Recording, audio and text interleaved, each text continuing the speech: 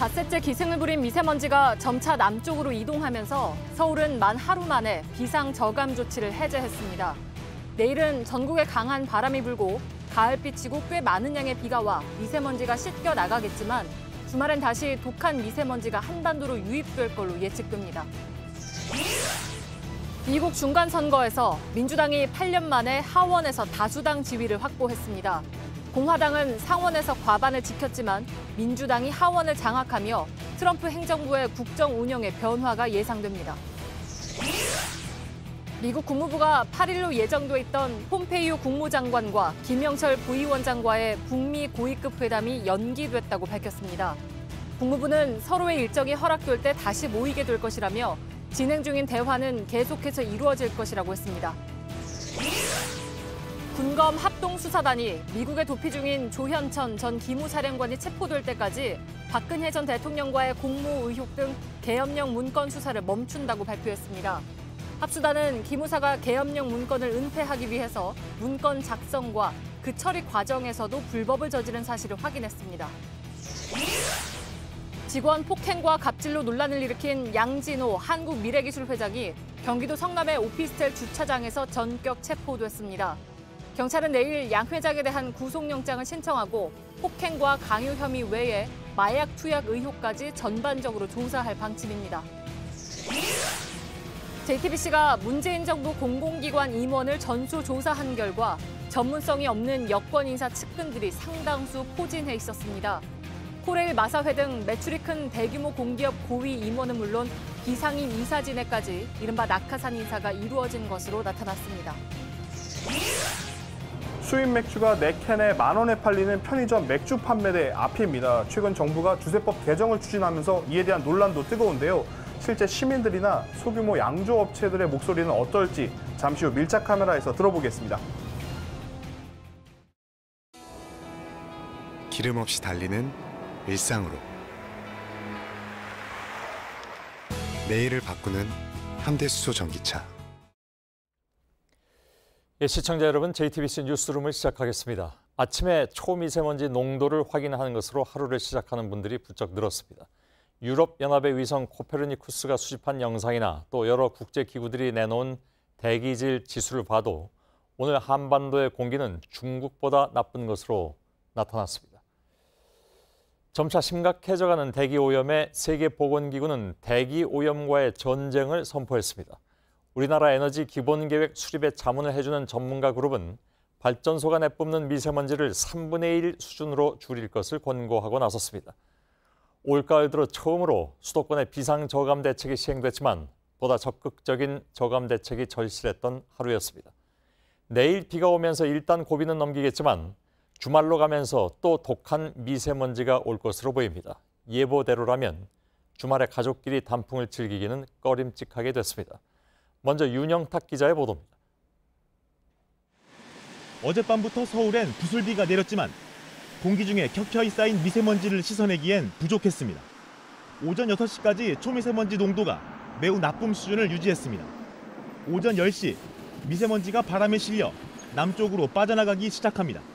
정오쯤 대전의 시간당 평균 미세먼지 농도는 세제곱미터당 100마이크로그램까지 올랐습니다. 오후 2시엔 서울의 비상 저감 조치가 해제됐습니다. 오후 5시쯤엔 나쁨을 의미하는 노란색 띠가 호남을 관통했습니다. 미세먼지를 내모은 것은 바람이었습니다. 서쪽에선 북서풍이, 동쪽에선 북동풍이 양쪽에서 압박해 미세먼지가 호남 쪽으로 방향을 잡고 빠져나간 겁니다. 그러나 오늘 밤부터 내일 오전 사이 바람이 역류할 것으로 보여 공기가 다시 나빠질 전망입니다. 내일은 꽤 많은 비가 내리면서 잠시나마 깨끗한 공기를 마실 수 있을 것으로 보입니다. 중부지방은 최대 60mm, 남부지방도 많게는 40mm의 강우량을 보이겠고 바람도 매우 강하게 불 것으로 예측됩니다. 문제는 주말입니다. 한국 대기질 예보 시스템의 전망을 보면 오는 토요일과 일요일에 미세먼지 지도가 매우 나쁨을 의미하는 붉은색 일색입니다. 중국 전역에 쌓여있던 미세먼지가 강한 서풍을 타고 그야말로 물밀듯이 들어올 전망입니다. 이번에 상대적으로 미세먼지 농도가 낮았던 강원과 경상도 지역까지 영향을 받을 걸로 전망됩니다. 그나마 희망은 한반도 안쪽의 바람도 꽤 강하다는 것인데 정확한 예보는 내일쯤 나올 걸로 보입니다. JTBC 윤영탁입니다. 예, 오늘의 예보가 틀리길 바랄 수밖에 없는 것 같습니다. 오늘 실시된 수도권의 비상조치로 차량 2부제와 노후 경유 차량의 단속이 있었지만 역부족이었습니다. 목과 눈이 따갑다는 시민들이 끊이지 않았습니다. 뭔가 피부에 와닿는 대책을 세워달라는 이들도 많았습니다. 이혜원 기자의 보도입니다. 서울의 미세먼지 농도가 매우 나쁨 수준까지 올랐던 오늘 아침, 마스크를 쓴 시민들이 걸음을 재촉합니다. 오늘 같은 날은 좀 눈도 많이 따고 미세먼지가 항상 코로 좀 들어오는 것 같아요. 등굣길 학생들도 미세먼지가 두렵긴 마찬가지입니다. 미세먼지 때문에요. 제가 저번에 여행 갔을 때 들은 건데 미세먼지 중금속이 들어있을 수도 있다고 해가지고. 수도권은 비상조치가 내려져 차량 2부제가 시행됐습니다. 하지만 운행 자제를 해야 하는 짝수번호 차량도 많이 보입니다. 서울시는 시내 곳곳에 설치한 CCTV 80대로 노후 경유차 단속에도 나섰습니다. 지점에 지나가는 모든 차량을 번호판을 찍어가지고 저희가 갖고 있는 전국 노후 경유차 DB와 대조를 해서 단속된 차량에 대해서는 10만 원의 과태료가 부과될 예정입니다. 하지만 시민들은 여전히 답답함을 호소합니다. 그거를 해결 대책을 내놓으셔야지. 진짜 심각한 것 같아요. 요즘에는 이제 좀 실감이 좀 나더라고요. 전문가들은 외출할 때는 꼭 마스크를 쓰고 실내에선 기관지의 기능이 약해지지 않도록 습도를 적어도 50% 이상으로 맞추라고 조언합니다. 미세먼지 안에 들어있는 발암물질들이 있거든요. 이것들은 사람 폐 안에 들어가면 나오질 않아요. 왜냐하면 안에 깊숙이 박히고 혈관을 뚫고 피 속으로 들어갑니다. JTBC 이혜원입니다. 세계보건기구의 수장이 대기오염은 신종 담배와 같다면서 우려를 나타냈습니다. 대기오염으로 인한 사망자 수가 흡연으로 인한 사망자 수를 넘어섰다고 하는데 담배는 잠깐 피우지만 미세먼지는 내내 노출되기 때문에 사실 직접 비교도 어렵습니다. 가장 위협적인 대기오염 물질로는 예상대로 초미세먼지가 꼽혔습니다. 박상욱 기자입니다. 대기오염은 신종 담배와 같다. 세계보건기구 WHO의 테드로스 아드하놈 사무총장이 영국 일간 가디언에 기고한 글입니다. 테드로스 사무총장은 심장마비나 폐암, 기타 호흡기 질환으로 인한 사망자의 3분의 1가량은 대기오염 때문인 것으로 조사됐다며 부유하건 가난하건 그 누구도 대기오염에서 벗어날 수 없다고 경고했습니다. 또 전 세계에 걸쳐 흡연으로 인한 사망자 수보다 대기오염으로 인한 사망자가 더 많아졌다며 WHO는 대기오염과의 전쟁을 이미 시작했다고 덧붙였습니다. 가장 위협적인 오염물질은 역시 초미세먼지입니다. WHO에 따르면 전 세계 15세 미만 아동 18억 명 가운데 93%가 높은 초미세먼지 농도에 노출됐고 2016년에만 60만 명의 어린이가 대기오염으로 인한 호흡기 질환으로 숨졌습니다. 초미세먼지의 농도 증가와 사망률 증가의 연관성을 규명한 연구 결과도 나왔습니다. 하버드대 공공건강센터가 2000년부터 2008년까지 미국 매사추세츠주에서 심혈관 질환과 호흡기 질환으로 숨진 이들을 분석했는데 초미세먼지 농도가 세제곱미터당 10마이크로그램 증가할 때마다 사망률은 2.8% 오르는 것으로 나타났다고 밝혔습니다. JTBC 박상욱입니다. 예, 오늘 전문가들이 정부에 권고한 중장기 에너지 정책의 방향에도 미세먼지 감축 대책이 집중적으로 담겼습니다. 발전소에서 생기는 미세먼지를 2030년까지는 지금의 3분의 1 수준으로 줄이되 그에 필요한 비용 마련 또 전기요금 현실화 계획도 제시하라는 주문입니다. 송승환 기자. 민관 전문가 70여 명으로 구성된 워킹그룹이 오늘 정부에 제출한 3차 에너지 기본계획 권고안입니다. 발전소 등에서 생기는 미세먼지를 대폭 줄여야 한다는 권고가 담겼습니다. 미세먼지의 절반 이상이 에너지 분야에서 발생하고 있기 때문입니다. 워킹그룹은 우선 발전소의 미세먼지 배출량을 2030년까지 지금의 3분의 1 수준인 13,000톤으로 줄이라고 권고했습니다. 그러기 위해선 오래된 석탄 발전소를 폐쇄하고 액화 천연가스 발전을 늘리는 정책이 지속적으로 추진돼야 한다는 주문입니다. 자동차 등 수송 부문에서 발생하는 미세먼지도 2040년까지 현재 60% 수준으로 줄여야 한다고 권고했습니다. 이를 위해선 2040년까지 전기차 500만 대 이상을 보급해야 합니다. 전문가들은 유연탄에 물리는 세금은 늘리고 LNG에 붙는 세금은 줄이는 세제 개편도 지속 추진돼야 한다는 입장입니다. 다만 단가가 싼 화석연료 발전을 줄이면 전기요금이 오를 수 있어 이 부분에 대한 사회적 합의가 필요하다고 밝혔습니다. 사실은 이제 직접 원가만 이제 보상을 하는 거고 이제 사회적 비용이라든지 이런 점은 제대로 지금 반영이 안 된 거지 않습니까? 국민의 인식 개선이라든지 뭐 이런 노력을. JTBC 송승환입니다. 미국 중간선거에서 민주당이 8년 만에 하원 다수당 지위를 되찾았습니다. 우리 시간 오후 7시 30분 기준으로 민주당은 219석, 공화당 193석, 확정이 아직 안 된 23석을 제외하더라도 과반인 218석을 넘는 데 성공했습니다. 상원에서는 공화당이 52석을 확정하면서 다수당 지위를 유지했습니다. 거의 예상대로 간 것이죠. 민주당 바람, 그러니까 이른바 블루 웨이브는 없었지만 트럼프 행정부를 전방위로 견제할 힘을 갖게 되는 것입니다. 트럼프 대통령은 선거 결과에 대해서 엄청난 성공이라고 자축했지만 이건 사실 속 쓰린 자화자찬일 뿐 법안과 예산안을 틀어진 하원을 이루면서 타격을 받게 된 것은 분명합니다. 워싱턴 연결하겠습니다. 김현기 특파원 나와 있죠. 미국 언론은 이번 선거를 관통한 핵심어로 어바웃 트럼프, 즉 트럼프에 대한 선거다 이런 얘기를 했습니다. 트럼프를 반대하기 위해서 혹은 지지하기 위해서 투표를 했다는 얘기로 들리죠. 네, 이번 선거의 가장 큰 특징으로는 후보나 정당보다는 트럼프 대통령에 대한 신임 투표의 성격이 강했다는 점을 들 수 있을 겁니다. 3명 중 2명가량이 찬성이든 반대든 대통령을 보고 표를 던졌다 이렇게 답한 것으로 나옵니다. 아직 최종 집계가 안 됐지만 역대 중간 선거 중 가장 높은 투표율도 예상됩니다. AP통신의 출구조사 결과 여성 유권자의 60%가 민주당에 투표한 것을 볼 때 트럼프 대통령의 여성 혐오 발언이나 분열의 정치에 대한 역풍으로 볼 수 있습니다. 트럼프에 분노한 여성 유권자가 트럼프 지지층인 백인 남성을 눌렀다 이렇게 볼 수 있겠습니다. 예, 트럼프 대통령은 오늘 밤에 굉장한 성공을 거뒀다 이렇게 했습니다. 제가 뭐 속쓰린 그런 얘기라고 했지만 뭐 허풍으로 들리기도 하고 아무튼 2016년 대선 기적의 1등 공신인 러스트벨트에서 지지가 흔들린 것 이게 가장 파장이 클 것 같군요.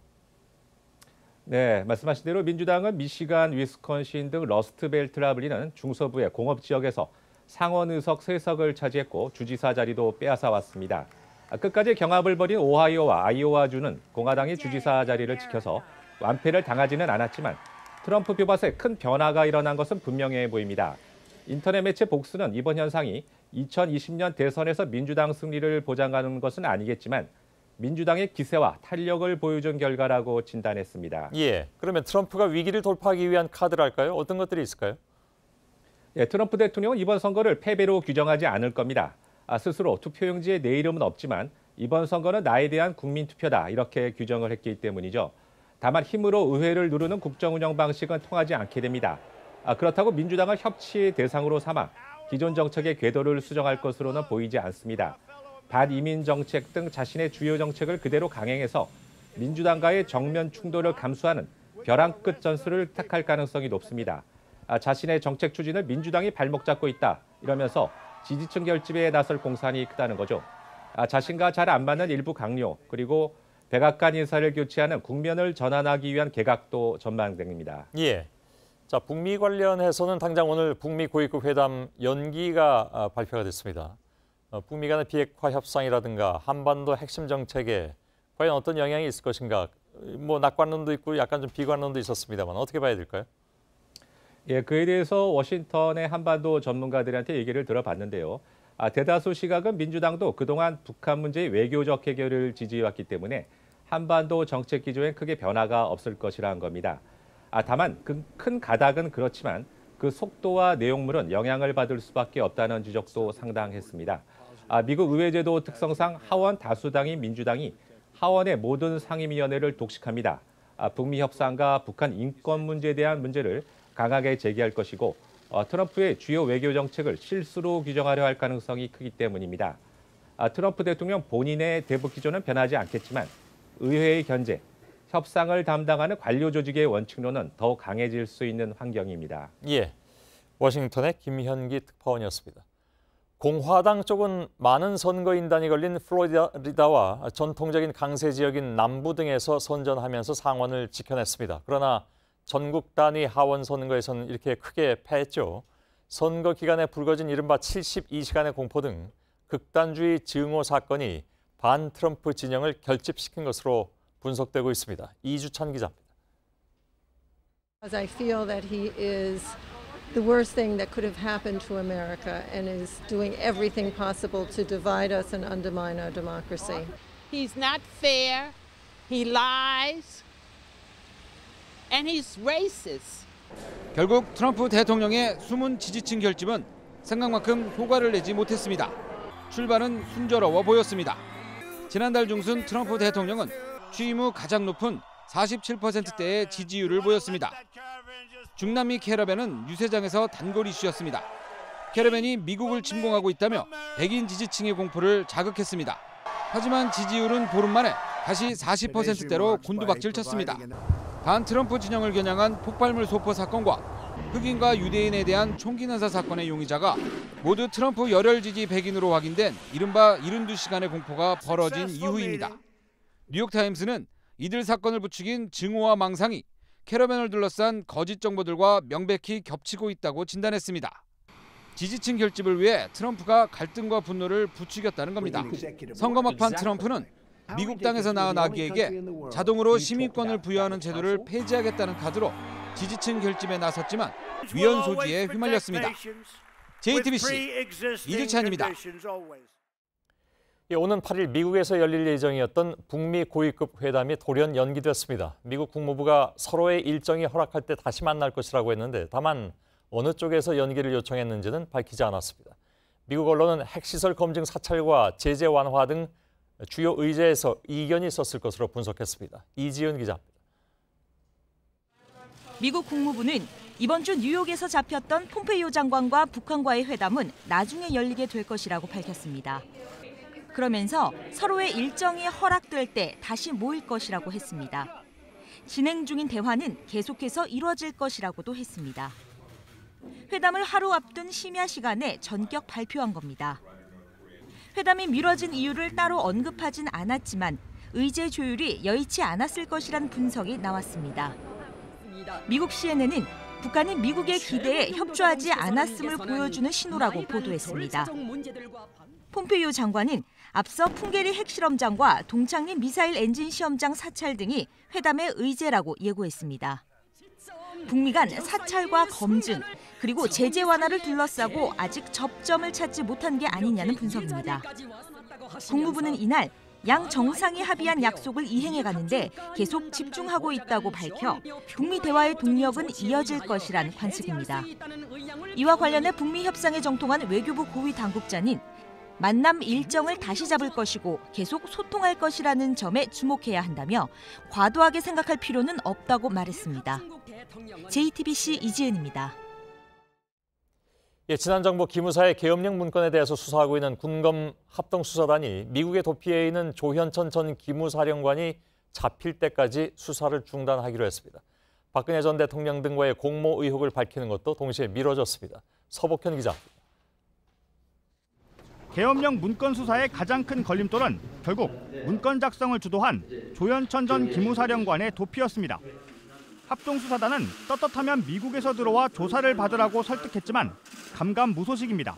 미국에서 개인적인 신상 문제가 정리되는 대로 최대한 빨리 귀국해서 수사를 받겠다는 형식적인 말만 할 뿐 현재까지 귀국을 하지 않고 있습니다.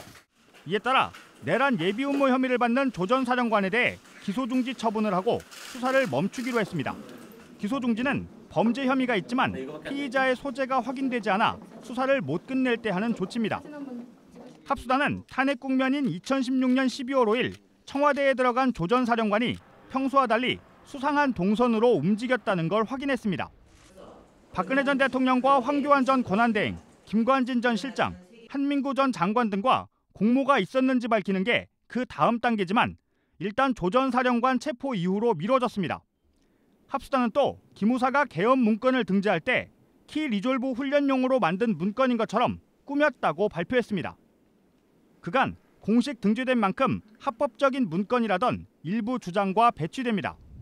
계엄 문건 TF를 다른 모임으로 위장하기 위해 허위 공문서를 만든 사실도 확인하고 합수단은 소강원 전 참모장 등 3명을 재판에 넘겼습니다. JTBC 서복현입니다. 정경두 국방부 장관이 5.18 민주화운동 당시에 계엄군의 성폭행을 공식 사과하고 진상규명에 적극 협조하겠다고 약속했습니다. 그러나 38년 전 가해자를 찾을 수 있을지는 의문입니다. 유선희 기자입니다. 정경두 국방부 장관은 거듭 고개를 숙였습니다. 계엄군 지휘부의 무자비한 진압작전으로 무고한 여성 시민에게 감당할 수 없는 피해를 입힌 것을 통렬히 반성합니다. 지난 2월 계엄군의 헬기 사격과 전투기 무장 출격 대기 사실이 밝혀진 뒤 송영무 전 장관이 사과했지만 성폭행을 사과한 건 처음입니다. 지금까지 확인된 계엄군 성폭력 피해자는 17명입니다. 대부분 민주화운동 초기인 1980년 5월 19일에서 21일 사이 금남로와 황금동 등 광주 시내에서 발생했습니다. 공동조사단은 피해 장소와 시기를 토대로 가해 부대를 3, 7, 11 공수 여단으로 추정했습니다. 작전일지, 전투상보가 존재하기 때문에 구체적인 부대별 이동 경로, 주둔지를 특정할 수 있습니다. 좀 더 구체적인 가해 부대까지는 특정할 수 있지 않을까. 실제로 옛 기무사에 보관돼 있던 작전일지엔 여단보다 작은 대대, 대대보다 작은 수십 명 단위의 중대가 현대극장, 충정파출소, 한일은행 등에 주둔했다는 내용까지 자세히 적혀 있습니다. 피해 장소, 시기와 동선이 겹치는 부대를 좁혀볼 수 있는 겁니다. 다만 부대원 명부가 많이 사라졌고 찾는다 해도 당사자가 부인할 가능성이 큽니다. 공소시효 문제도 있습니다. 국방부는 우선 피해자들의 치유를 지원하면서 국내 관련 문건을 확인하기로 했습니다. JTBC 유선입니다. 네, 직원 폭행과 갑질로 논란을 부른 양진호 한국미래기술 회장이 전격 체포됐습니다. 양 회장은 공분을 불러 사죄해드린다고 했습니다. 경찰은 폭행과 강요 혐의 말고도 마약을 투약했다는 의혹도 들여다보기로 했습니다. 신아람 기자입니다. 경찰의 손에 붙들린 양진호 한국미래기술 회장이 경찰청으로 압송됐습니다. 공감할 수 없는 행동으로 공분을 자아낸 것 진심으로 사죄드립니다. 제 잘못을 인정합니다. 잘못했습니다. 양 회장이 언론 앞에 모습을 드러낸 건 폭행 영상이 공개된 지 8일 만입니다. 왜 이제야 모습을 드러낸 겁니까? 그동안 뭐 하셨습니까? 회사 관련된 수습할 부분이 있었고. 양 회장은 성남시 분당의 오피스텔 주차장에서 긴급 체포됐습니다. 이 오피스텔은 갑질 논란이 불거진 지난주 회사 관계자가 단기에 임대를 한 것으로 파악됐습니다. 간격등은 묻지도 않았고 그냥 오피스텔 비용이 있느냐, 빨리 들어갈 수 있는 건 있느냐, 있다. 그래서 경찰은 오피스텔에서 양 회장의 노트북을 압수하고 자택과 사무실에 대해서도 추가 압수수색을 했습니다. 특히 양 회장의 체포영장엔 폭행과 강요 혐의뿐 아니라 마약을 투약한 혐의까지 적시됐습니다. 압수수색을 통해 증거를 확보한 단계는 아니지만 주변인 진술 등을 통해 마약 정황을 포착한 걸로 전해집니다. 경찰은 내일 양 회장에 대한 구속영장을 신청하고 조사를 이어갑니다. JTBC 신아람입니다. 네, 양진호 회장이 성인물을 포함한 불법 영상 유통에 관여했는지 여부도 주된 수사 대상입니다. 그런데 JTBC 취재 결과 양 회장이 실질적으로 소유한 위디스크가 유통을 넘어서 성인 영상물을 직접 올린 정황이 포착됐습니다. 이 영상물들은 외부 업체에서 제공받은 걸로 조사됐습니다. 공다솜 기자입니다. 경찰 조사 결과 양진호 회장이 실소유한 위디스크가 회사의 인터넷 IP 주소를 이용해 성인 영상물을 직접 올린 것으로 파악됐습니다. 여러 개의 아이디와 닉네임을 써서 비정기적으로 올렸다는 겁니다. 이런 방식으로 올린 성인 영상물은 현재까지 파악된 것만 수십 개에 달합니다. 위디스크는 이 영상물을 외부 제휴업체에서 제공받은 걸로 파악됩니다. 개인이 휴대전화기로 촬영한 보복성 불법 영상 등은 아직 발견되지 않았습니다.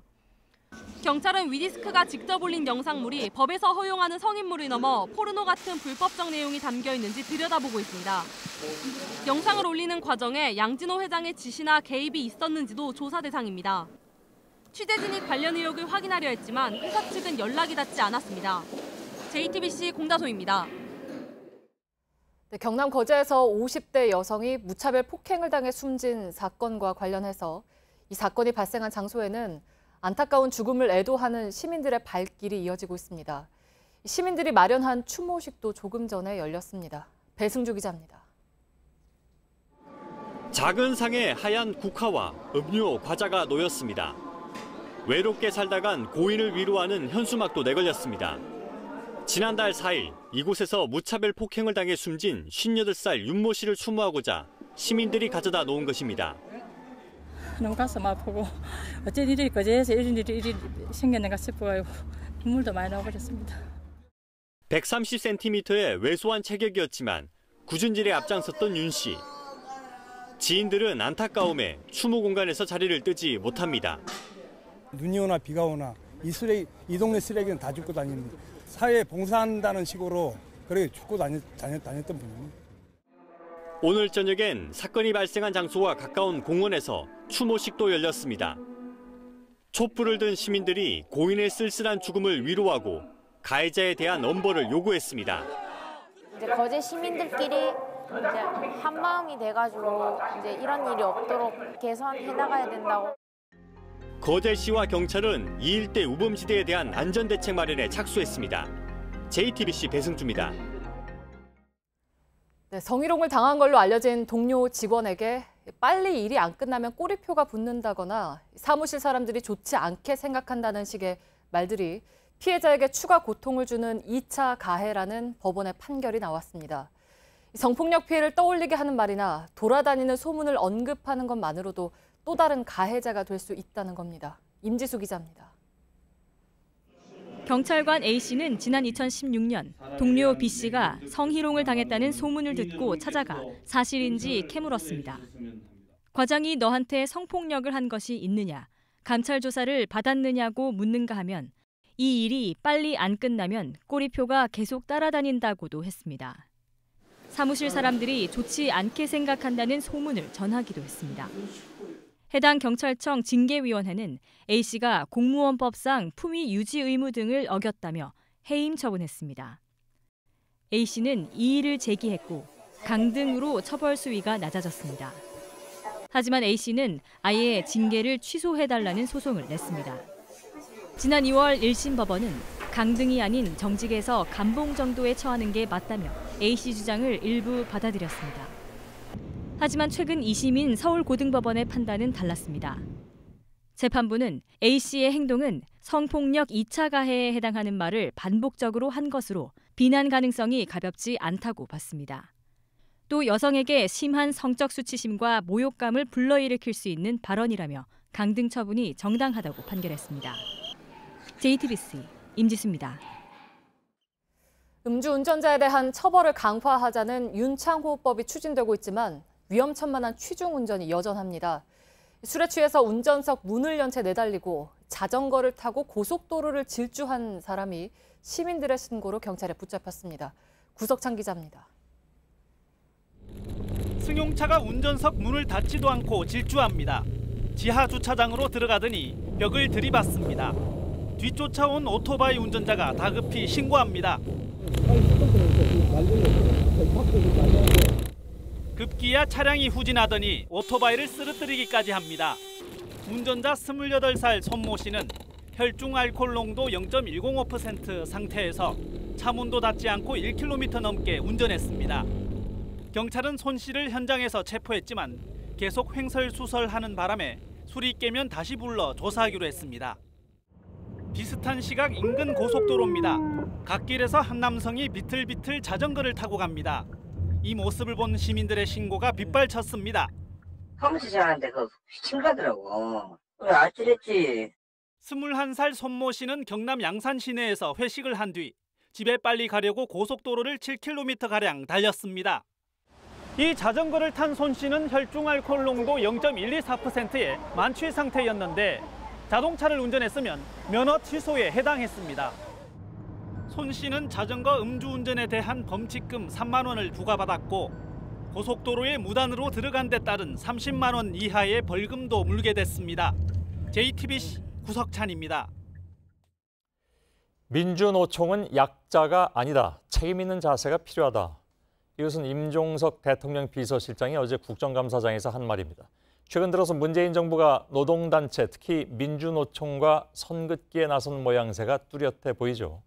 여권에서 이어지고 있는 노동단체에 대한 견제성 발언을 먼저 보시고 그 배경을 짚어보겠습니다.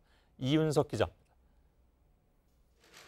청와대와 민주당 그리고 정부는 노동계가 반대하는 탄력근로제 기간 확대를 결정한 데 이어 광주형 일자리도 밀어붙이고 있습니다. 조만간에 광주형 일자리가 만들어지면 타결이 되면은 그 모델을 가지고 전국적으로 확산하도록 하는. 임금을 낮추는 대신 정부와 지자체가 노동자에게 복지 혜택을 주는 광주형 일자리를 통해 고용 위기를 돌파하겠다는 겁니다. 노동계의 반발은 더 커졌습니다. 질이 좋지 않은 일자리가 만들어질 것이라고 하는 이런 노동계의 우려가 대단히 큽니다. 하지만 당정청은 정면 돌파하겠다는 입장입니다. 경제사회노동위원회에 불참하는 민주노총을 비판하며 탄력근로제 확대 방침도 재확인했습니다. 계약이라고 반대만 하는 것은 책임 있는 경제 주체의 모습이 아닙니다. 민주노총이 오는 21일 총파업을 예고한 가운데 당정청 핵심 인사들은 노동계에 대한 불만을 잇따라 쏟아냈습니다. 이낙연 국무총리가 먼저 운을 뗐고 민주노총이 11월 총파업을 선포하며 경제사회노동위원회에도 참여하지 않아 국민의 걱정이 큽니다. 임종석 대통령 비서실장은 발언 수위를 더 높였습니다. 민주노총이나 전교조 등이 더 이상 사회적 약자는 아니라고 생각합니다. 조금 더 책임 있는 자세로 어떤 이렇게 사회적 책임을 나누는 이런 결단도. 정부 여당에선 52시간 근로제 도입과 최저임금 인상으로 노동자들의 권익이 개선되고 있는 만큼 노동계도 양보할 건 해야 한다는 인식이 확산되고 있다고 전했습니다. JTBC 이윤석입니다. 예, 당정청의 이런 이딴 노동계에 대한 견제, 어떤 배경이 있는지 청와대 취재기자를 연결해서 잠깐 좀 점검을 해보겠습니다. 이서준 기자, 민주노총은 더 이상 약자가 아니다. 대통령 비서실장의 말이라서 가벼워 보이지 않습니다. 어떤 뜻에서 한 말입니까? 네, 이 발언은 곧 문재인 대통령의 생각을 반영했다라는 게 이 청와대 관계자들의 공통된 설명입니다. 예. 한 청와대 관계자는 문 대통령은 노동자와 노동단체는 엄격히 구분해야 한다는 입장이라고 전했는데요. 개별 노동자들에 대한 이 권익 향상을 위해서 정부가 힘써야 하지만 노동단체가 곧 노동자는 아니라는 겁니다. 이 노동단체도 약자라기보다 이 조직력과 영향력을 가진 조직답게 이 사회적 책임을 다해달라는 얘기이기도 합니다. 예. 자, 앞서 리포트에서 저희들이 보도해드렸는데 최근에 들어서 당정청이 노동단체를 압박하고 나선 모양새는 분명히 뚜렷해 보입니다. 그 배경은 어떻게 짚을까요? 일단 문재인 정부가 받아든 이 경제 성적표 중에 가장 참담했던 게 바로 이 고용 지표입니다. 예. 경제 활력을 불어넣고 일자리를 늘려야 하는 게 현재 가장 시급한 과제인 건데요. 노동단체는 광주형 일자리나 이 탄력 근로제 등이 이미 일자리를 가진 소속 노조원들의 노동 환경을 나쁘게 만들 수 있다라고 주장을 하고 있지만 이 정부는 일자리가 없는 예비 노동자들의 목소리에 더 귀를 기울이겠다는 겁니다. 예. 자, 그런데 노동단체 쪽에서는 노동계를 존중하겠다는 당초의 입장과는 지금 달라져 있다면서 지금 강하게 반발을 하고 있는 상황이잖아요. 예, 정부는 근데 이미 52시간 근로제를 도입을 했고 또 최저임금도 노동계 요구에는 못 미치지만 이전 정부에서 큰 폭으로 올리긴 했습니다. 때문에 이제는 노동계도 한 발 물러서줘야 할 때라는 얘기인 건데요. 재벌 개혁 역시 노동계가 어느 정도 양보를 해줘야 정부가 강도 높게 추진할 수 있다라는 시각도 있습니다. 예. 자, 기업에 대한 규제를 완화하면 분배에 더 신경 쓰겠다. 이것이 박영만 대한상의 회장의 제안이었습니다.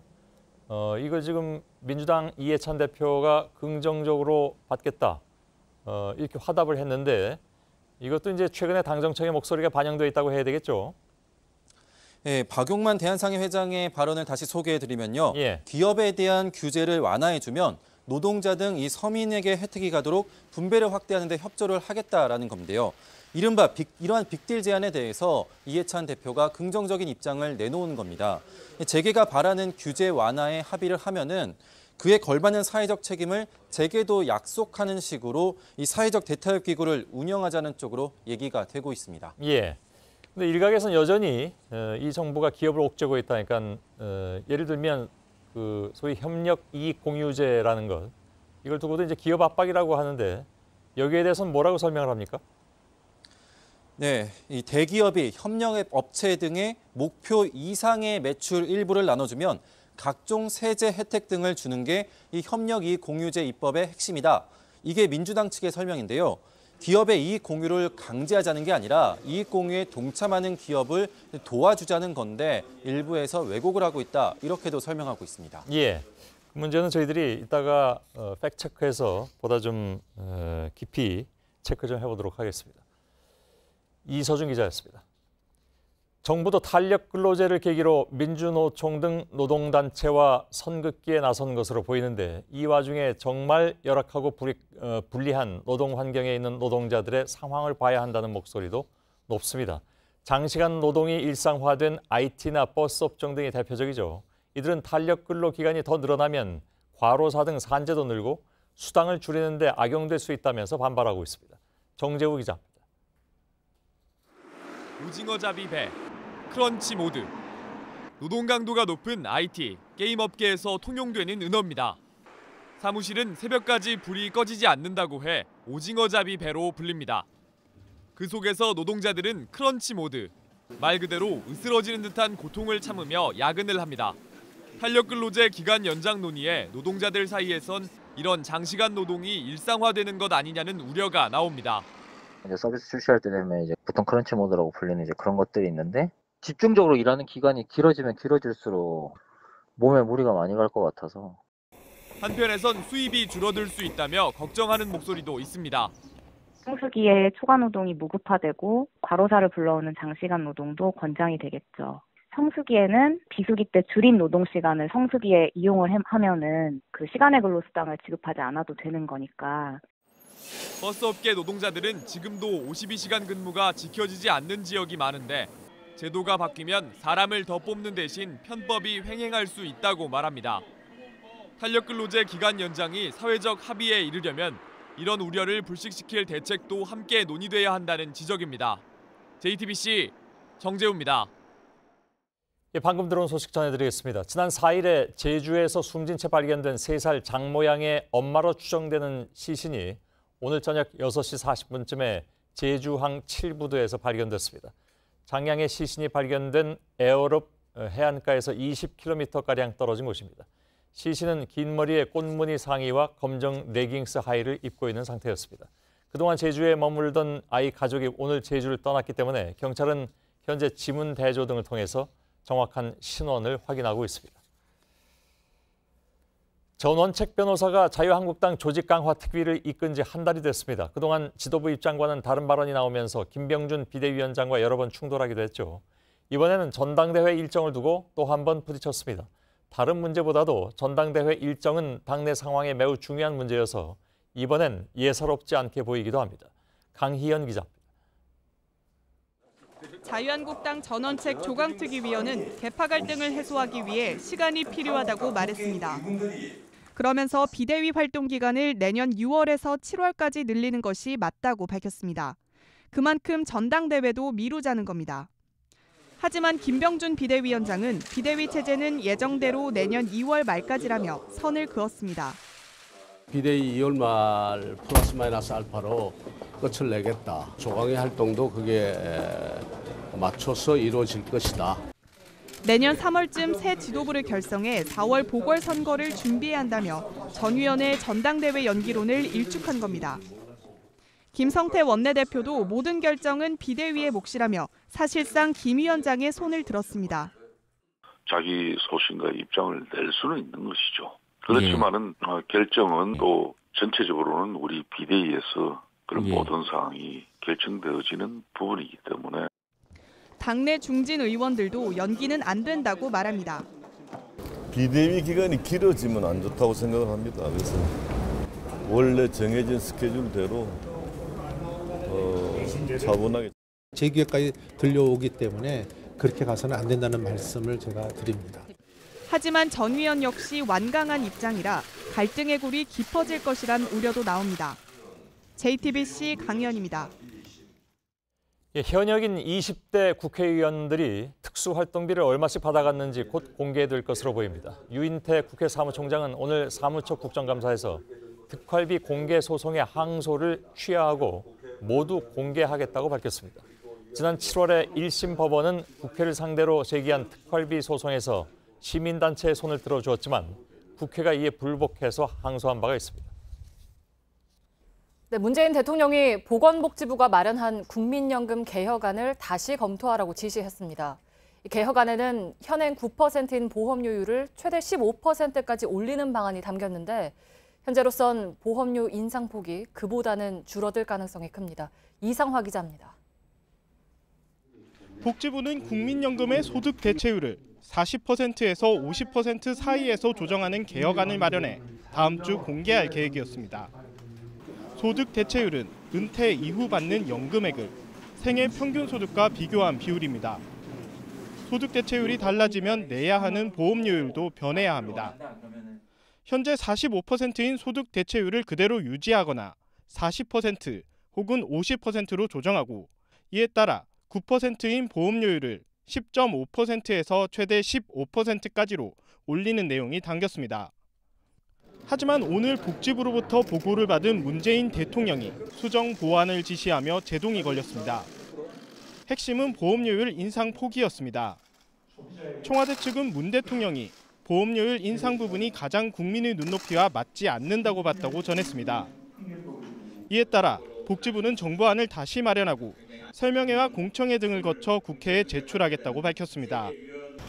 보험료율 인상 폭을 더 줄이는 방안을 마련할 가능성이 큽니다. 하지만 기금 고갈을 막으면서 보험료율 인상을 억제하는 게 쉽지 않아 복지부는 고심하고 있습니다. 정부안에 포함됐던 국민연금의 국가지급보장 법제화와 기초연금 인상 등은 유지될 것으로 보입니다. JTBC 이상화입니다. 네, 폐원을 하거나 준비하는 사립유치원이 38곳으로 집계됐습니다. 교육부가 폐원 현황을 처음 공개한 2주 전보다 2배로 늘었습니다. 아예 비인가로 바꿀 테니까 누리과정 지원금만큼 돈을 더 내라는 것도 나왔습니다. 학부모들은 애가 탑니다. 윤두열 기자입니다. 대구 수성구에 사는 김모 씨는 최근 아이 유치원 걱정에 잠도 이루지 못할 정도입니다. 유치원에서 갑자기 폐원을 하겠다고 통보했기 때문입니다. 이번 유치원 비리와도 상관이 없는 곳이었습니다. 부랴부랴 다른 유치원을 알아봤지만 들어갈 수 있는 곳은 없었습니다. 주변 유치원에 자리가 너무 엄마들도 다 전화를 돌리다 보니까 자리가 없다고 그러더라고요. 너무 스트레스를 받으니까 볼에 병명도 오고. 대구의 또 다른 유치원도 지난주 체육 행사 때 학부모들에게 폐원을 알렸습니다. 오늘까지 폐원을 승인받았거나 폐원을 준비하는 유치원은 전국적으로 38곳으로 집계됐습니다. 대부분 최근 일주일 사이 폐원 소식을 알렸는데 건강이나 경영상의 이유를 들었습니다. 천안에선 아예 비인가 유치원으로 바꾸겠다는 곳도 나왔습니다. 이렇게 되면 누리과정 지원금을 받을 수 없습니다. 그만큼 학부모들이 돈을 더 내야 하는데 딱히 뾰족한 수도 없습니다. 저희 아이들이 이제 갈 데가 없어요. 치료가 없는 상황이기 때문에 지금 붕 뜬 상태인 거예요. 교육부는 학부모 3분의 2 이상의 동의가 없으면 폐원을 못하게 하고 실제 폐원을 할 경우 유아들을 어떻게 수용할 것인지에 대한 계획을 세우고 있습니다.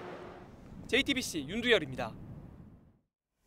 우리 아이가 뭘 먹을지 또 어떤 활동을 할지 학부모들이 직접 결정하는 어린이집이 있습니다. 협동조합 방식으로 운영하는 건데 사립유치원 사태의 하나의 해결책으로 꼽힙니다.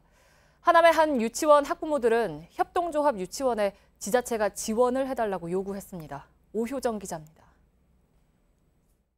하남시는 응답하라! 하남시는 응답하라! 유치원 가방을 맨 학부모들이 시청 앞에 모였습니다. 설립자 비리를 폭로했다며 고용 원장을 해고하고 학부모에게도 폐원을 통보한 유치원입니다. 당장 갈 데가 없는 학부모와 원장은 해법으로 협동조합 유치원을 내놨습니다. 국립유치원에 다 보내주겠다. 그거 정확히 안 되고요. 왜 안 될까요? 모자랍니다. 매입형 유치원 하겠다. 어느 설립자가 50억, 60억씩 들인 거를 교육청에 팔 수 있는 설립자가 있을까요? 어린이집의 경우 2015년 기준 155곳이 협동조합 방식으로 운영되고 있습니다. 학부모나 교사 11명이 모여 조합을 결성합니다. 이후 예산이나 급식 등을 직접 결정하다 아이가 졸업할 때 출자금을 반환받는 겁니다. 반찬 아마를 통해서 부모들이 직접 반찬이나 먹거리 등을 챙길 수 있고요. 교육 아마를 통해서 어떤 교육 활동을 할 수 있을지에 대해서 직접 참여함으로써 조합원 절반 이상이 맞벌이 부부지만 운영 모임 참여에 큰 장애물은 아니라고 말합니다. 하지만 조합이 가진 건물이 없다면 시설을 마련할 출자금이 높아져 진입 장벽이 다소 높습니다. 하남의 학부모들도 이에 대한 지원을 요청했습니다. 교육부는 협동조합 유치원을 하나의 대안으로 보고 공공시설 임대 등 지원책을 마련하고 있습니다. JTBC 오효정입니다. 네, 2달 전 서울 명동의 실내 사격장에서 손님이 총기로 스스로 목숨을 끊은 일이 있습니다. 그런데 이번엔 해당 사격장에서 실탄 2발이 사라졌습니다. 경찰은 사격장에 들렀던 일본인 관광객이 실탄 2발을 빼돌린 사실을 확인하고 추적하고 있습니다. 박준우 기자입니다. 경찰 순찰차 한 대가 건물 주차장으로 다급하게 들어섭니다. 서울 명동에 실내 사격장이 있는 건물입니다. 오늘 오후 2시쯤 이곳에서 실탄 2발이 없어졌다는 신고가 들어왔습니다. 경찰은 손님으로 온 일본인 남성이 실탄을 가져가는 CCTV 장면을 확인했습니다. 이 남성은 실탄 6발 쏜 뒤 안전요원이 자신의 총을 다시 장전해주는 틈을 타 옆자리에 있던 2발을 몰래 가져간 것으로 파악됐습니다. 경찰은 이 관광객이 묵고 있던 숙소 등을 확인했지만 아직 소재를 파악하지 못했습니다. 경찰은 이 남성에 대해 출국 금지를 신청할 방침입니다. 또 범행 당시 사격장을 함께 찾았던 중국인 한 명도 쫓고 있습니다. 앞서 지난 9월에는 30대 남성이 이 사격장에서 총기로 스스로 목숨을 끊어 논란이 됐습니다. 당시 남성은 전기 충격기로 종업원을 공격하기도 해 민간 사격장의 총기 안전관리 문제가 도마에 오른 바 있습니다. JTBC 박준우입니다. 네, 지난해 6월이었습니다. 72명이 목숨을 잃은 영국의 그렌펠 타워 화재는 영세한 주거지, 고층 건물의 취약성을 보여줬습니다. 영국에서 10대 청소년과 장년층 등 6명이 해당 건물의 모형을 불태우면서 조롱하는 영상이 공개돼 공분을 사고 있습니다. 이 화재 피해자를 돕는 이들은 가족을 잃고 상처받은 이들에 대한 역겨운 공격이라고 비판했습니다. 김성탁 특파원입니다. 한 주택 정원에 모인 사람들이 그렌펠 타워라고 적힌 종이 모형을 모닥불 위에 올려놓으며 연신 웃음을 터뜨립니다. 모형에 불이 붙자 기다렸다는 듯 도와달라고 소리를 지르고 창밖으로 뛰어내리라고 고함치기도 합니다.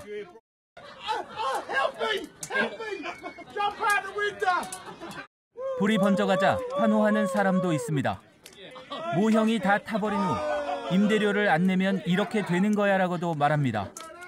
72명의 목숨을 앗아간 24층짜리 그렌펠 타워 화재를 조롱하는 영상이 소셜 미디어에 오르자 영국은 충격에 휩싸였습니다.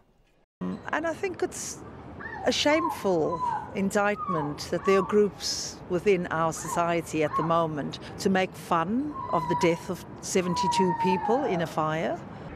인종차별 정서가 퍼질 것에 대한 우려도 커지고 있습니다. 경찰은 해당 주택을 수색하고 40, 50대 남성 4명과 19살 남성 2명을 체포해 조사했습니다. 용의자들은 1986년 제정된 공공질서법 위반으로 처벌받을 수 있습니다. 위협적이거나 모욕적인 말과 게시물로 고통을 느끼게 하면 문제가 되는데 인종이나 종교적 차별 행위는 최장 2년의 징역형에 처해집니다. 런던에서 JTBC 김성탁입니다. 삼성 등의 대기업에 후원금을 강요한 혐의로 2심에서 징역 1년 6월을 선고받은 최순실 씨의 조카 장시호 씨가 형기 만료를 앞두고 대법원에 구속을 취소해달라고 신청했습니다. 지난해 12월 1심에서 실형 선고와 함께 법정 구속된 장 씨는 오는 16일이 되면 항소심에서 선고된 형을 마칩니다. 대법원이 이 기간 안에 선고를 하긴 사실상 어려울 것으로 보여서 장 씨의 구속 취소 신청은 받아들여질 것으로 예상됩니다. 골프장으로부터 3억 원을 받은 뒤 검찰의 수사가 시작되자 잠적했던 최규호 전 전북 교육감이 8년 만에 붙잡혔습니다. 최 전 교육감은 어제 저녁 한 식당에서 밥을 먹다가 잠복하고 있던 검찰 수사관들에게 체포됐습니다. 검찰은 최 전 교육감의 도피 생활을 도운 조력자들이 여럿 있을 걸로 보고 지난 행적을 조사하고 있습니다. 9.13 부동산 대책이 반영된 세법 개정안이 시행되면 1인당 종합부동산세 부담은 1주택자는 23만 원, 다주택자는 159만 원 늘어날 것으로 국회 예산정책처가 추정했습니다. 이렇게 되면 내년에 주택분 종부세를 내야 하는 대상은 47만 명으로 늘고 전체 세수 규모는 3조 원에 달할 것으로 보입니다. 한국과학기술정보연구원 키스트에 있는 국가 슈퍼컴퓨터 누리온이 10년 만에 개선된 기종으로 바뀌었습니다. 설치 비용까지 900억 원을 들여 도입한 누리온 5호기는 세계 11위급입니다. PC 2만 대를 합친 성능으로 70억 명이 420년 동안 계산할 양을 1시간 만에 처리할 수 있습니다. 30년 전에 도입한 누리온 1호기보다 1,300만 대 빠른 겁니다. 축구에서 가장 시끄러운 시비가 붙는 장면을 꼽는다면 아마도 공이 손에 닿았을 때일 겁니다. 핸드볼 파울이냐 아니냐, 축구의 역사는 그런 논란과 함께 해왔죠. 혼선이 계속됐던 이 규칙을 결국 손보기로 했습니다. 이도성 기자입니다. 축구에서 공이 손이나 팔에 닿기라도 하면 그라운드는 요란해집니다. 선수는 물론이고 관중까지 들썩입니다. 심판의 판정은 상황에 따라 다르기 때문입니다. 공이 손에 맞더라도 고의적이지 않으면 파울이 아니어서 그 장면을 어떻게 해석하느냐가 중요합니다. 축구 역사에서 손을 쓸 수 없게 한 규칙이 도입된 건 1870년. 그때부터 핸드볼 파울은 논란에 나왔습니다. 주심이 놓친 장면을 되짚어주는 비디오 판독이 도입돼도 고의성 여부를 판단하긴 아리송합니다. 축구 규칙을 바꾸는 기구 국제축구평의회는 오늘 회의를 열고 핸드볼 규칙을 손보기로 했습니다. 내년 3월 총회에서 핸드볼 규칙 개정이 논의됩니다. 영국 언론은 고의성보다는 손의 부자연스러운 상황에 초점을 맞춰 파울이 결정될 것이라고 내다봤습니다. 사람 몸을 기준으로 60도 이내에서 공이 손에 닿으면 핸드볼 파울을 선언하지 않는 방안이 거론됩니다. 그동안 심판이 휘슬을 불었던 이런 장면들이 앞으로는 정상적인 플레이라고 간주될 수 있다는 겁니다. 그러나 고의적 의도를 떼놓고 핸드볼 파울을 결정했을 때 또 다른 논란을 낳을 수도 있다는 우려도 싹트고 있습니다. JTBC 이도성입니다.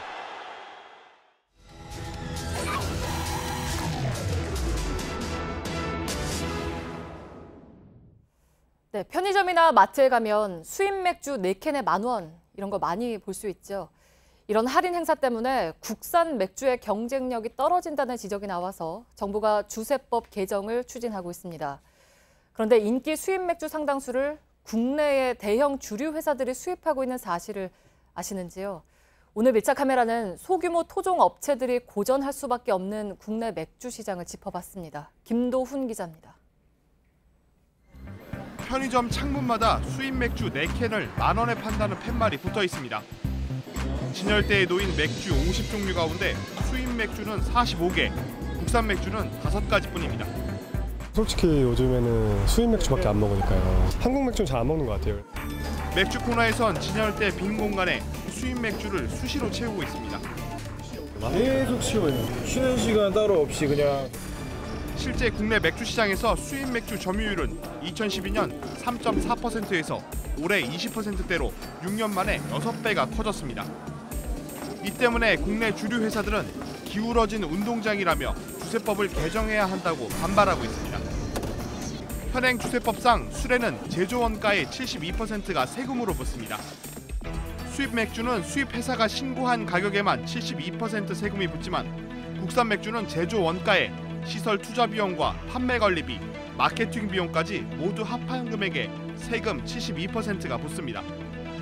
원가와 용량이 같은 맥주라도 세금 차이는 2배까지 납니다.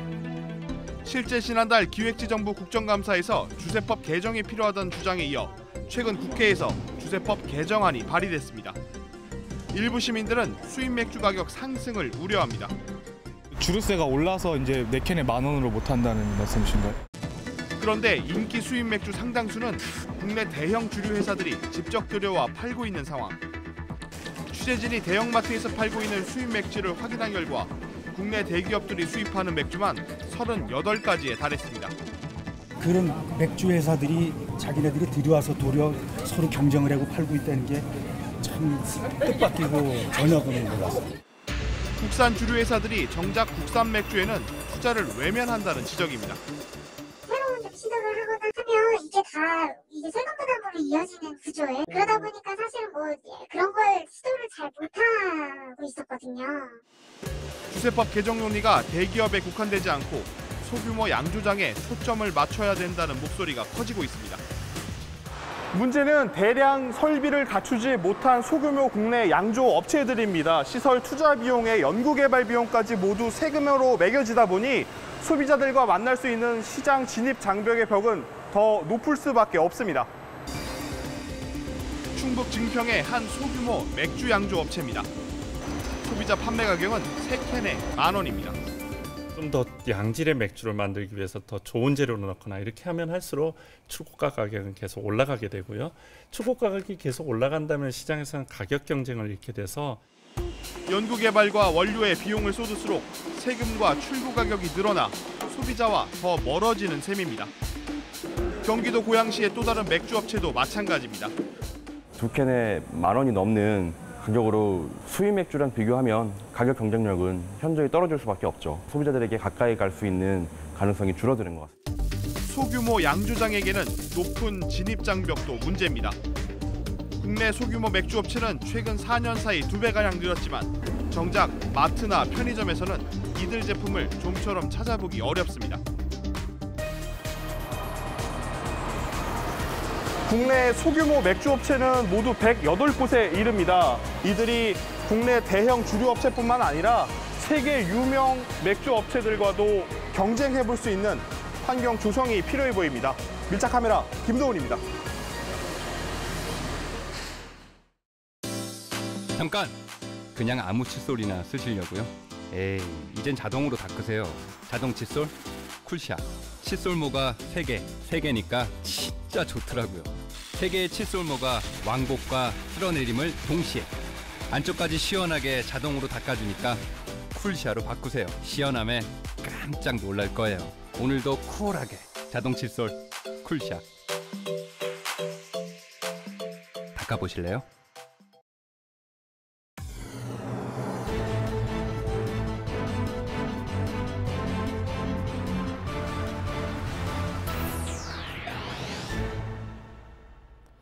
예, 뉴스룸의 앵커 브리핑을 시작하겠습니다. 유생이 물과 불, 짐바리와 같은 물건을 들여오고 심부름하는 노비들이 들어오고 술 파는 장사치까지 들어오니 마당이 뒤죽박죽이 안 될 이치가 어디에 있겠는가. 조선 후기 실학자 박재가는 그렇게 한탄했습니다. 그가 묘사한 장소는 다름 아닌 과거 시험장. 그곳은 딱 난장판과도 같았습니다. 실제로 여러 사람이 뒤엉켜 뒤죽박죽이 되었다는 의미의 난장판이란 말은 과거 시험에서 유래한다는 설이 있습니다. 백범 김구 선생조차 구한말 과거 시험을 보러 갔다가 차마 눈 뜨고 보지 못할 그 진 풍경을 본 이후에 시험을 그만두고 동학에 참여했다 하니 그 진상이 오죽했을까. 물론 규제가 없었던 것은 아니었습니다. 가까운 일가 친척이 한 곳에서 시험을 보지 못하도록 하였고 부정행위가 적발되면 곤장이 100대, 강제노역이나 귀양까지 보냈다는데 그러나 제도는 그저 허울 뿐이었을까? 작성된 답지를 대신 써주는 서수, 몸싸움을 통해서 시험장에서 좋은 자리를 잡아주는 선접군, 모범 답안을 대신 작성해주는 거벽이라는 전문 대리 시험분까지. 그러니까 과거 시험은 공정의 탈을 쓴 지극히 불공정한 시험이었던 것입니다. 그로부터 100년이 훨씬 더 지났지만 과거 시험을 대학 시험으로 환치시켜서 생각해 본다면 성적으로 긴 줄을 세우고 대학 시험이 인생의 전반을 지배하는 사회, 그래서 꼼짝없이 10대 대부분을 시험이라는 담장 안에 갇혀 살아야 하는 미안한 입시 과목. 당장 뾰족한 묘수가 없다면 적어도 시험만은 공정하게 누구도 억울하지 않도록 하는 것이 최소한의 원칙일 터인데 강남 8학군의 중심지 이름난 여고에서 일어난 시험 문제 유출 소동은 앞서 열거해드린 과거 시험의 그 많은 부정행위 가운데 어디쯤에 해당하는 것일까? 조선시대 과거 시험에서 유래한 말이라는 난장판의 또 다른 이름은 아수라장입니다. 아수라의 모습을 굳이 묘사하지 않더라도 난장판이든 아수라장이든 그 어감만으로도 뒤숭숭한 오늘. 수능 시험은 어느 사이에 일주일여 앞으로 다가와 있습니다. 오늘의 앵커 브리핑이었습니다.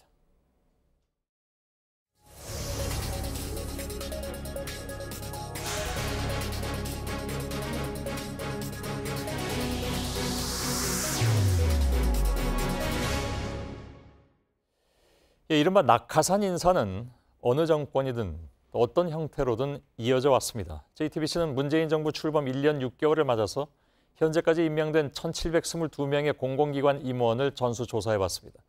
지난 박근혜 정부 하에도 낙하산 인사 관련 보도는 줄곧 해드린 바가 있죠. 예를 들면 박근혜 정부 당시에는 대선 캠프에서 유세 지원단장을 맡았던 김학송 씨를 한국도로공사 사장에 내정하면서 논란이 일었습니다. 그런데 지금은 민주당 원내대표를 지낸 이강래 씨가 사장을 맡고 있습니다. 한국마사회 회장도 한국관광공사, 강원랜드, 한국지역난방공사도 모두 마찬가지입니다. 저희 취재팀은 이번에 객관성 있는 조사를 위해서 한국공공신뢰연구원의 도움을 받아서 조사를 진행했습니다. 어느 정부든 자신의 철학과 맞고 전문성이 있다면 그것은 낙하산 인사라고 보기 어렵다는 것이 이번 조사의 전제였습니다. 그 결과 전문가라고 보기 어려운 사람이 129명, 아예 해당 분야와 무관한 사람도 42명으로 집계됐습니다. 이른바 낙하산 문제는 결국 정부의 건강성과 연결되는 것이라는 취지에서 오늘과 내일 관련 보도를 이어가겠습니다. 먼저 신진 기자의 보도입니다. 문재인 대통령의 팬카페인 문팬이 2016년 9월 창립 총회를 하던 현장입니다. 문 대통령 옆에 서 있던 문팬의 리더 박모 씨는 지난 2월 코레일 유통의 비상임이사로 선임됐습니다.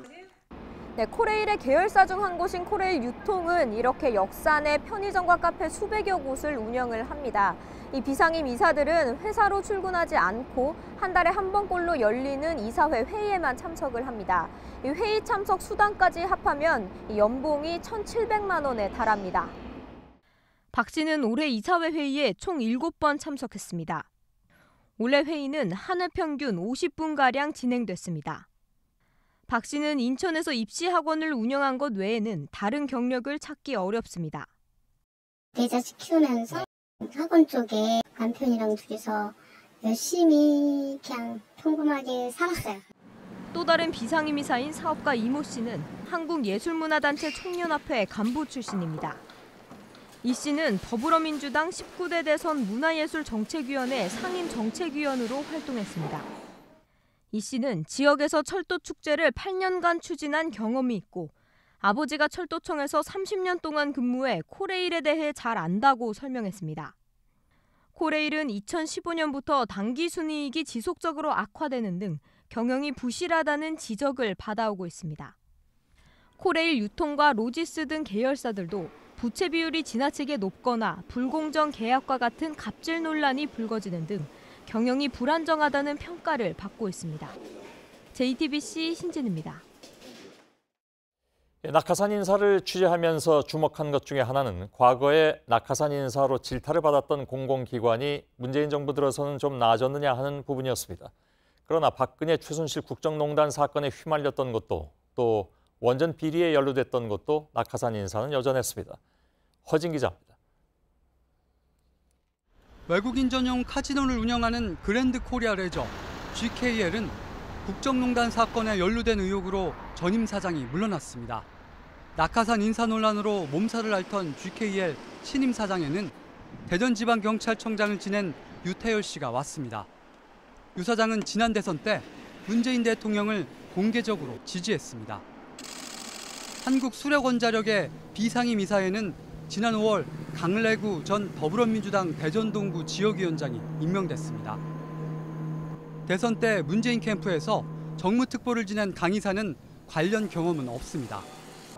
야당 시절 민주당 의원들은 낙하산 인사를 질타했지만 민주당 집권 뒤 상황은 달라지지 않고 있습니다. 김성애 전 의원이 낙하산으로 확정되면 검찰은 범법 사실 여부를 즉각 수사해야 합니다.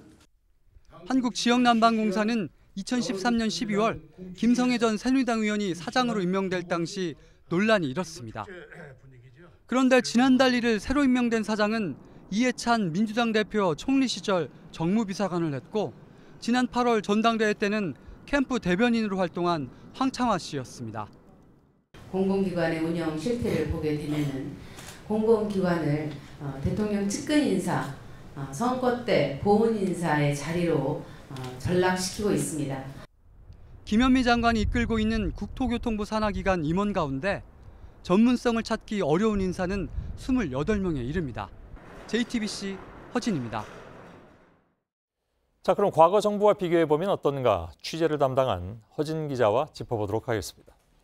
자, 박근혜 정부 때도 낙하산 인사 문제는 여러 번 저희들이 보도를 해드린 바가 있습니다. 그때와 비교하면 어떻습니까? 네, 더불어민주당 민병두 의원이 야당 시절이던 2014년 10월에 이 친박 임명사전 2집이란 책자를 만들었습니다. 예. 이번 저희 조사와 마찬가지로 이 정부 출범 후 1년 6개월이 대상이었습니다. 그럼 이제 기간은 같은 셈이죠. 1년 반. 내용은 어땠습니까? 네, 규모가 큰 소위 알짜 공공기관으로 불리는 곳에는 어김없이 친박계 인사들이 자리를 꿰찼습니다. 한국관광공사의 경우에는 캠프 홍보본부장을 했던 변추석 국민대 교수, 그리고 이 상임감사에는 재외선거대책 공동위원장을 맡았던 방송인 잔이훈 씨가 각각 임명이 됐습니다. 이 전문성과는 거리가 먼 이 보훈 인사가 한 기관에 동시에 투입이 된 겁니다. 예. 그리고 대한적십자사 회장에는 공동선거대책위원장이었던 김성주 성주그룹 회장이 임명돼서 당시에 논란이 일었습니다. 예. 다만 이 저희 조사와 이 민병두 의원실의 조사는 이 기준이 다르기 때문에 이 단순 비교하기는 어려운 측면도 있습니다. 예.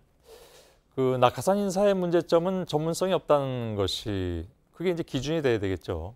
전문성이 있다면 국정차려가 함께하는 것이니까 문제가 없는데 전문성이 없는데 어떻게 될 수 있냐, 이게 이제 낙하산의 기준이 되는 것인데 또 문제는 이제 당시에 저희들이 보도해드렸던 박근혜 정부 시절에도 선거 전에 우르르 다 그만두면서 논란이 됐었잖아요.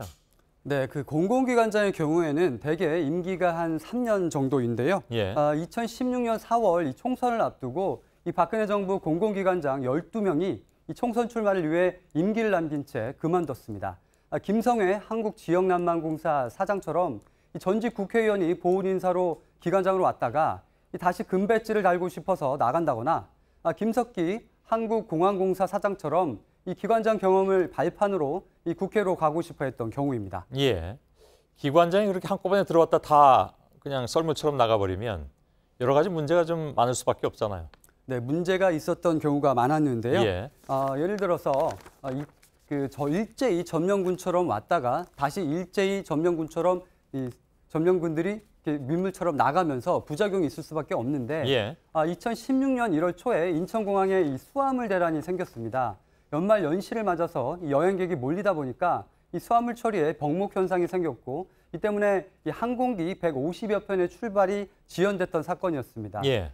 또 그로부터 보름 뒤에는 인천공항에서 환승대기를 하던 중국인 부부가 보안 검색장을 넘어 미립국을 시도했는데도 뒤늦게 알아차리는 그런 사건이 있었는데요. 예. 이런 일을 책임지고 수습해야 할 이 박완수 인천공항공사 사장은 이 총선 출마를 위해 한 달여 전에 이미 사퇴한 상황이었습니다. 예.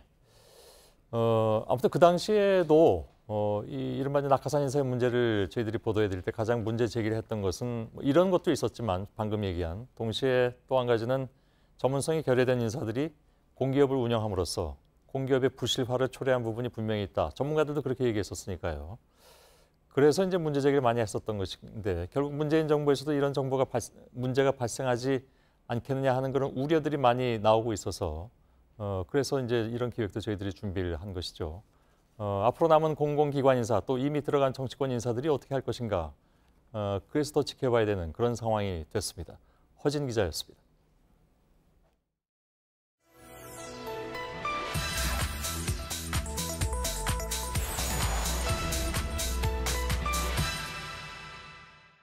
문재인 정권이 지금 꼭 하는 일이 사회주의 국가가 하고 있는 그런 일을 지금 하고 있습니다. 오늘 여러분 언론이나 방송을 보시면 대기업이 이익이 남는 것을 나누라는 겁니다. 이건 완전히 도둑이죠. 이걸 뭐 법제화하겠다. 이거 네, 협력 이익 공유제가 사회주의 제도인가 오늘 팩트체크 주제입니다. 일부 언론은 사회주의 서막인가라고 보도를 했고 사회주의, 공산주의라는 글들이 소셜미디어에서 급속하게 퍼졌습니다. 오대영 기자, 먼저 이게 어떤 제도인지부터 좀 설명을 해주실까요? 네, 대기업과 협력사가 서로 기여한 만큼 서로의 이익을 나누는 제도입니다. 네. 사업을 추진하기 전에 양쪽이 이익 배분을 계약을 하고 실제 이익이 나면 이에 따르는 겁니다. 함께 이룬 성과의 과실이 대기업에 치우치는 걸 막고 상생하자는 것이 주된 목적입니다. 네, 오늘 사회주의라는 주장들이 상당히 많이 나왔잖아요. 근데 네. 확인을 해보니까 그렇지 않았다는 거죠? 네, 다수의 글로벌 기업이 도입하고 있는 제도입니다. 네. 보잉과 크라이슬러, 구글, 아마존, IBM, 애플, 롤스로이스 등인데요.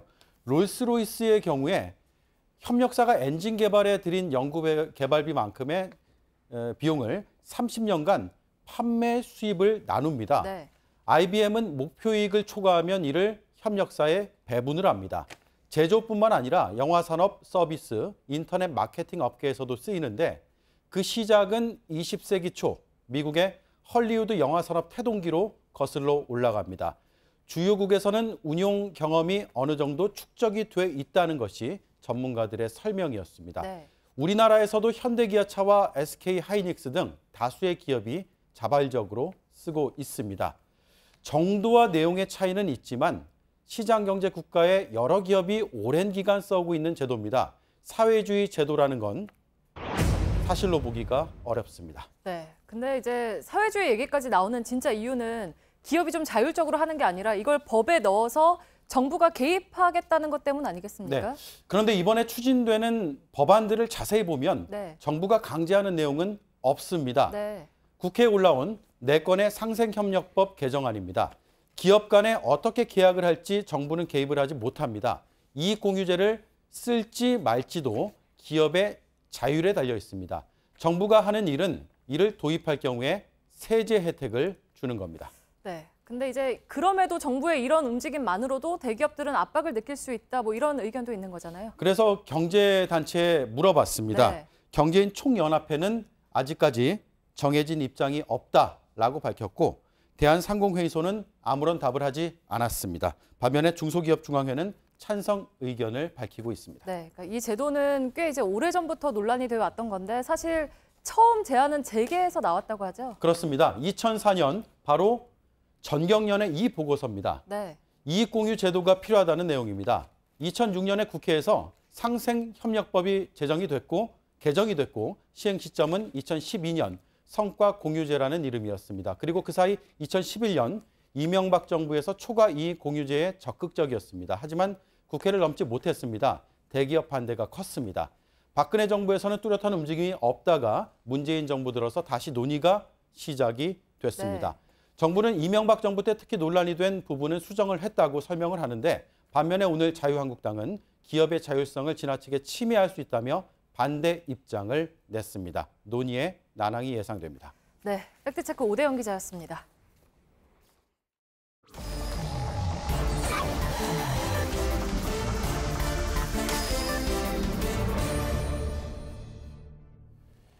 예, 비하인드 뉴스 시작하겠습니다. 박성태 기자가 나와 있습니다. 어서 오세요. 예.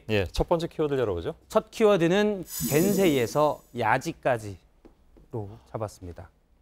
제목이 화려합니다. 예. 예.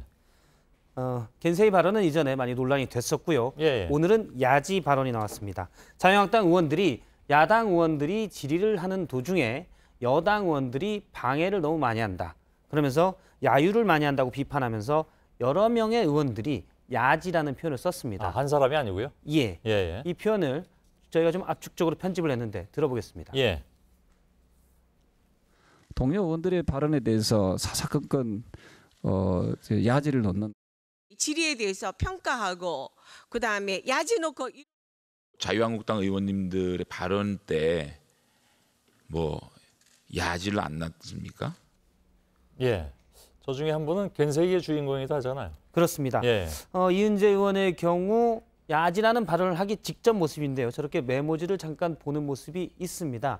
하지만 메모에 야지라고 적어놓을 것 같지는 않고요. 앞에 조경태 의원이 먼저 야지라는 표현을 쓰자 따라 썼을 것으로 추정이 됩니다. 예. 실제 야당 의원들이 여러 명이 야지란 표현을 쓰자 여당 의원도 야지 안 놨다라면서 따라 쓰기도 했는데요. 예. 이 여당 의원의 발언도 들어보겠습니다. 예. 야당 의원님들 말씀에 대해서 야지를 놓는 건 저는 기억이 없습니다. 예. 이건가요? 예, 그렇습니다. 뭐 물론 우리말이 아니죠. 겐세이처럼. 그렇습니다. 예. 표준 국어 대사전에는 야지가 한자로 다른 뜻으로 나와 있습니다. 산이 적고 들판이 넓은 지대인데요. 맥락에 전혀 맞지 않고요. 전혀 이건 아니었을 테고. 그렇습니다. 네이버 사전에서 찾아보니까 일본어로 야지 우마의 준말로 야유와 놀림을 뜻한 말입니다. 물론 이거겠죠. 예, 도쿄 특파원인 윤서령 기자에게 제가 일본에서는 실제 어떻게 쓰냐고 물어봤는데 실생활에서는 일본 사람들도 야지란 표현을 잘 안 쓰고 일본 국회의원들이 일본 강요에게 야유를 보냈을 때 다음날 일본 언론이 야지를 날렸다라는 표현을 가끔 쓴다는 말을 전했습니다. 예. 그 윤서령 특파원이 바쁠 텐데 굉장히 친절하게 답변을 했군요. 예. 예. 여러 명의 국회의원들이 공식적인 자리에서 반복적으로 야지란 표현을 썼기 때문에 표준어인지 혼동될 수 있는데 일본 표준어고요. 예. 한때 겐세이 발언으로 사과했던 이은재 의원은 그 이후에 일본식 표현에 잔재가 있다면서 교감의 명칭을 부교장으로 변경하자라는 법안을 대표 발의하기까지 했습니다. 아, 예, 예. 그런데 오늘 다시 일본어를 써서 논란이 됐습니다. 예. 그 공식적인 자리에서 쓸 말은 물론 아닌 것으로 알고 있습니다. 예. 두 번째 키워드를 열어볼까요? 두 번째 키워드는 월세는 지급 중으로 잡았습니다. 누구의 월세입니까? 먼저 사무실 모습을 잠깐 한번 사진을 볼 텐데요. 예, 이명박 전 대통령이 서 있는데 서울 삼성동의 한 건물에 있는 이명박 전 대통령의 사무실입니다. 예. 전체적으로 428제곱미터로 130평 가까이 되고요. 꽤 크네요. 고급스럽게 꾸며져 있고 안쪽으로 회의실도 따로 있습니다. 예. 한 층을 다 쓰고 있고요. 그런데 이 전 대통령이 지난 3월부터 구속돼서 구치소에 있습니다. 그렇기 때문에 저 사무실에는 이 전 대통령이 없는데요. 예. 녹색당에서 오늘 오전 10시쯤 저렇게 사무실에 가보니 문이 굳게 닫혀 있고 불러도 대답이 없었다고 합니다. 실제 주인 없는 사무실인데 현재 저 사무실 월세 1,980만 원을 비싸네요. 법에 따라 국가가 계속 지급하고 있었습니다. 아, 국가에서요? 예, 그렇습니다. 예. 월세가 2천만 원 가까운데. 예. 예. 차관 2명 정도의 월급이 되는 셈인데요. 사무실 월세로 나가고 있습니다. 일단 앞서 녹색당 관계자가 갔을 때 문은 닫혀 있었지만 행정안전부 관계자가 얘기에는 저 사무실은 이 전 대통령의 비서관 3명이 일반적으로는 정상 출근해서 근무 중이다라고 얘기를 했습니다. 예. 전직 대통령을 보좌하는 비서관도 전직 대통령 예우에 관한 법률에 따라서 모두 1급과 2급의 3명의 비서관이 급여를 받고 있는데요. 이분도 비서 활동의 대상, 전직 대통령이 구치소에 있지만 현재 급여가 꾸준히 국가가 지급해서 나가고 있습니다. 예. 현행법상 전직 대통령의 예우는 탄핵되거나 또는 금고 이상의 형이 확정된 경우에 박탈이 되기 때문인데요. 뭐 아직 형이 확정이 안 됐으니까요. 그렇습니다. 죄의 유무는 물론 최종적으로 법원에서 확정이 돼야 하고 예우에 대한 박탈 여부도 그 뒤에 결정돼야 하지만 실질적으로 전직 대통령이 전혀 쓰지 못하는 아주 값비싼 월세 사무실을 국가가 대신 내주고 있다는 것은 혈세 낭비다라는 지적이 많습니다. 예. 실제 사무실을 임대할 때 기간이나 규모에 대한 좀 구체적인 규정들이 없어서 이에 대한 개선이 필요하다는 지적입니다. 예, 그래야 되겠군요. 마지막 키워드는요? 세 번째 키워드는 병들이 별들에게로 했습니다. 일반 병들이 장군들에게? 예. 오늘 육군에서 이색적인 토론회가 열렸는데요. 제목은 장군에게 전하는 용사들의 이야기입니다. 앞에 여러 명의 장병들이 있는데 이병부터 병장까지 병사들입니다. 예. 군대 문화에 대한 주제 발표를 병들이 하고 별들이 들은 건데요. 몇 가지 발표 내용을 잠깐 소개를 하면 안일병의 경우 병사의 자유를 우리나라 군대는 병사의 자유를 1부터 10까지 철저히 통제한다. 공산주의나 군정국가의 군대 같다라고 좀 수위가 높은 발언을 했었고요. 아, 1등병이. 예. 1등병이 저 앞에는 육군 참모총장 포스타 별 4개인 대장이 앉아 있었습니다. 옆에 김 병장은 자신의 이름으로 행동하는 것이 우리 군에서는 허용되지 않는다고 비판했고요. 그 옆에 이상병은 발언을 잠깐 보면 제안마당이 인트라넷에 제안광장이 있는데 병들이 제안해봐야 응답이 없다라는 비판을 말하기도 했습니다. 예. 그 뭐 계급만 다르지 같은 전우다 이런 얘기도 나왔다면서요? 예, 그렇습니다. 참모총장부터 이등병까지 우리는 전우다라는 얘기도 나왔었습니다. 예. 그 이게 뭐 어찌 보면 그 듣기에 따라서는 굉장히 수위가 높은 발언들인데. 그렇습니다. 육군에서 토론회를 준비하면서 모집을 했다고 합니다. 자원을 받았는데 전 군에서 108명이 자원을 해서 그중에 6명이 추려서 앞에 연단해서 발표를 했고요. 또 상당수 장병들은 밑에서 토론에 참여했습니다. 대신 별들은 공식적인 발언 기회가 없었고요. 일부 따르면 군 간부들 사이에서 이쯤 되면 막가자는 거냐? 라는 얘기가 옛날 얘기의 패러디군요. 노무현 전 대통령의 발언. 속삭이는 반응으로 나왔다는 일부 보도가 있었는데요. 저걸 공개적으로 얘기하지는 않았다는 얘기죠? 이쯤 되면 막가자는 거죠. 군 간부가 했다는 얘기를 모 기자가 들었다는 건데 제가 육군에 확인한 결과는 공식적으로 국군에서 못 들었다라고 얘기를 들었습니다. 어쨌든 군에서는 좋은 소통 계기였다며 앞으로 확대하겠다고 밝혔습니다. 아, 그렇습니까? 예. 근데 저렇게 나온 얘기들 이제 뭐 그 군 생활에 이렇게 적용을 시켜줘야 또 토론도 의미가 있는 거 아니겠어요? 일단 오늘 정책으로 여러 제안으로 나온 것들은 제안집을 만들어서 군 문화에 이런 것들이 좀 받아들여질 수 있도록 추진하겠다고는 밝혔습니다. 예를 들어서 병장들이 이제 제대를 앞두고 나와서 얘기하라고 그러면 조금 좀 자유스러울 수도 있는데 보니까 1등병까지 나와서 저런 얘기 하는 거 보니까 되게 군대 제대한 분들이 이런 얘기를 꼭 하죠. 요즘 군대 정말 좋아졌네요. 잘 들었습니다. 오늘 또 한 가지 할 얘기가 있다면서요? 지난번 마침 병 얘기가 나왔었는데요. 지난번 배우 지창욱 씨가 군대 생활하면서 국회 찾은 내용을 소개할 때 이른바 연애병사라고 했는데 확인 결과 연애병사 제도는 몇 년 전에 없어졌고요. 그렇군요. 지창욱 씨 등은 일반 병으로 입대해서 뮤지컬 배우로 차출돼서 간 것이었기 때문에 수정을 드립니다. 혼동을 드린 점 사과드립니다. 알겠습니다. 박성태 기자였습니다. 내일 중부지방에 많게는 60mm의 꽤 많은 비가 오고 바람도 강하게 불겠습니다. 비와 바람 덕분에 내일 전국의 초미세먼지 농도는 보통 수준으로 내려가지만 수도권과 서쪽 일부 지역은 아침까지 미세먼지 농도가 높을 것으로 보입니다.